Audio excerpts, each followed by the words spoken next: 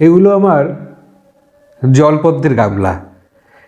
গাছেরা এতদিন শীত ঘুমে ঘুমিয়েছিল, সেই ওদেরকে জাগাতে হবে তো, তাই আমি ওদের জাগানোর কাজে লেগে গেলাম।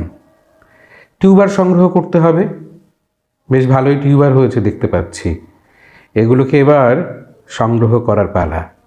অনেকে চেয়ে রেখেছে, তাদেরও দিতে হবে, তাই বেশ যত্ন করেই তুলছি আর কি।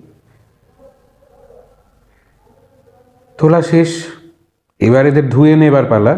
পরিষ্কার করতে হবে, যা কিছু নোংরা যা কিছু আছে ওর গায়ে লেগে, সেগুলোকে সমস্ত কিছু পরিষ্কার করার পালা। এবার আমিও সেই কাজে লেগে পড়লাম আর কি।